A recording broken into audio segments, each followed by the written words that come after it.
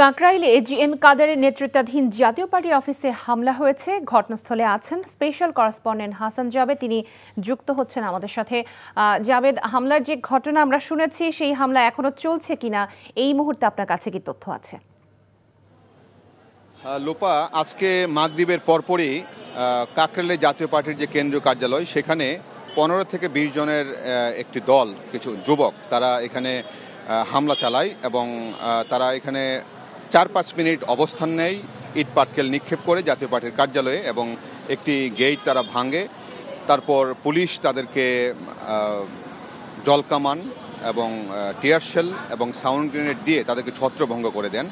তারপর তারা সেখান থেকে চলে যান। কিছুক্ষণ আগে জাতীয় পার্টির নেতাকর্মীরা তারপর এখানে আসেন, তারা এখন এখানে অবস্থান করছেন। আর বিকালে সন্ধ্যার সময় যে ঘটনাটি হয়, সেখানে প্রত্যক্ষদর্শী যারা ছিলেন তারাও বলেছেন যে এখানে পাশ দিয়ে কিন্তু আপনার একটি মিছিল যাচ্ছিল গণ অধিকার পরিষদের। সেই মিছিল থেকে হয়তো এই 15-20 জন নেতাকর্মী সমর্থকরা এখানে এসে এই জাতীয় পার্টির কার্যালয়ে হামলা চালায়। তো আমরা এই মুহূর্তে পরিস্থিতি দেখাই, আপনার জাতীয় পার্টির কার্যালয়ের সামনে জাতীয় পার্টির নেতাকর্মীরা এখন অবস্থান করছেন এবং যারা হামলা করেছিলেন তারা কিন্তু এখন এখানে নেই, তারা চলে গেছেন। আর পুলিশ এখানে অবস্থান করছেন। এবং আজকে কিন্তু বিকালে জাতীয় পার্টির মহাসচিব যে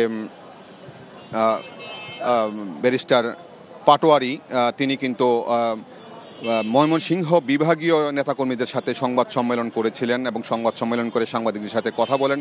তিনি সেখানে আগামী নির্বাচন যাতে লেভেল প্লেইং ফিল্ড থাকে, মবতন্ত্র যে আছে, মবতন্ত্র নিরসন করতে হবে, জাতিকে রক্ষা করতে হবে, সবাইকে ঐক্যবদ্ধভাবে থাকতে হবে, কোনো রাজনৈতিক দলকে আসলে নিষিদ্ধ করার কোনো রাজনৈতিক দলের চাওয়া হতে পারে না, এটা রাজনৈতিক কর্মসূচি হতে পারে না। উনি এমন বক্তব্য দিয়েছেন। উনি সংবাদ সম্মেলন করে নেতাকর্মীদের নিয়ে চলে গেছেন। তারপরে কিন্তু সন্ধ্যার দিকে এসে তারপরে এই হামলাটি ঘটে। লোপা,